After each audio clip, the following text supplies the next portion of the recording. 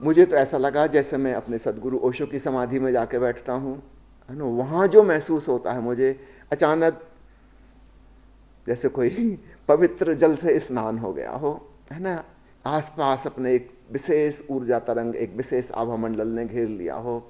तो मुझे कोई भेद समझ में नहीं आया कि मैं साईं बाबा के मंदिर में आया हूँ कि ओशो की समाधि में आया हूँ। मुझे तो बिल्कुल वैसा ही वैसा लगा जैसे ओशो के आशीष मेरे ऊपर बरस रहे हों। और मैं समझता हूँ कि जो भी बुद्ध पुरुष हैं, जो भी संतगण हैं, वो आत्मा के तल पर अलग अलग नहीं होते, वो एक ही होते हैं। इस चीज़ का मैंने एहसास किया। ओशो ने अंतिम काल में अपना नाम चेंज किया था, आप लोगों को शायद पता ही होगा। उन्होंने भगवान श्री रजनी शब्द छोड़ के कहा कि मुझे ओशो कह के पुकारो, और इसका मीनिंग उन्होंने जो किया था वो है ओशियानिक एक्सपीरियंस, सागरीय अनुभव। जैसे कोई नदी समुद्र में जाके मिल जाती है, फिर वो नदी तो नहीं रह जाती।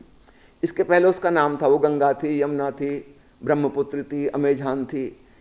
उसका एक उद्गम स्थान था, उसका एक यात्रा था, उसका अपना एक व्यक्तित्व था। हर नदी का अपना एक व्यक्तित्व है।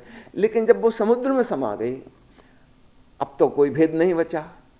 अब तो हम नहीं कह सकते कौन सा यमुना का पानी है, कौन सा सागर का पानी, अब तो सब सागर ही हो गया। तो ओशो शब्द अंग्रेजी के ओशन शब्द से लिया गया है, जिसका अर्थ है कि व्यक्ति की सरिता समष्टि के सागर में लीन हो गई। जैसे संत कबीर ने कहा है, बूंद समानी समुद्र में सोकत हेरी जाए, हेरत हेरत हे सखी रहा कबीर हेराए। खोजते खोजते खोजते खोजने वाला कबीर स्वयं ही खो गया। जैसे कोई बूंद समुद्र में गिर गई, अब बूंद तो बची नहीं, या कह लो बूंद समुद्र हो गई, या कहो समुद्र बूंद हो गया। ठीक ऐसे ही व्यक्ति जब इस देह को छोड़ता है तो उसकी चेतना कहाँ जाती है? उस महाचेतना में, विश्व चेतना में, कॉस्मिक कॉन्शियसनेस में मिल जाती, जिसको हम ब्रह्म कहते हैं, जिसको हम परमात्मा कहते हैं। फिर आत्मा परमात्मा में कोई भेद नहीं बचता। तो जब तक मानव देह में है आत्मा, तब तक फर्क है। हमारी शक्ल सूरत अलग है, हमारी ऊंचाई लंबाई अलग है, हमारी उम्र अलग है, हमारी भाषा अलग है, हमारा मन अलग है, हमारी बुद्धि अलग है, हमारे विचार अलग हैं, जब तक मनुष्य देह में है।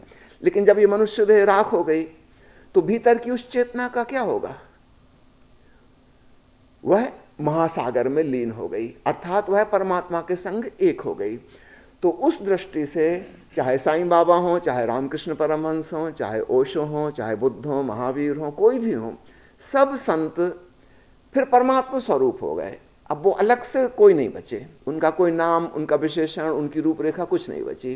तो ओशो शब्द का यही मतलब है, और यह बात केवल ओशो पर नहीं, समस्त संतों पर लागू होती है। और मैंने इस चीज़ का एहसास मंदिर में जाकर किया। मुझे कोई फ़र्क ही महसूस नहीं हुआ। मुझे लगा रे, मुझे तो ऐसे लग रहा है कि मैं ओशो के चरणों में बैठा हुआ हूँ, क्योंकि वे तो एक ही हैं, वे तो अलग अलग नहीं हैं। जब तक ऊपर से शरीर का ये चोला था, इसमें शकल सूरत अलग थी, भाषा अलग थी, वाणी अलग थी, कहने का ढंग अलग था। लेकिन जब ये चोला चला गया तो भीतर क्या बचा? एक उदाहरण से समझें, हम इस भवन में बैठे हैं, हम किस में बैठे हैं? भीतर का जो स्पेस है, आकाश है ना। हम दीवार में नहीं बैठे, हम सीलिंग में नहीं बैठे, हम फर्श में नहीं बैठे, हम खंबे में नहीं बैठे, हम कहाँ बैठे हैं? इन सब से घिरा हुआ जो स्पेस है, अवकाश। या आकाश बाहर भी है, अंतरिक्ष। जब ये मकान नहीं बना था तब भी यह विराट अंतरिक्ष था, फिर दीवारें खड़ी हो गई, छत ढल गई, वो आकाश तो आकाश ही है, उसमें तो कोई भेद नहीं पड़ा। निश्चित रूप से एक दिन ये भवन ध्वस्त हो जाएगा, कोई भी बिल्डिंग सदा तो नहीं रहेगी। वह आकाश कहाँ जाएगा?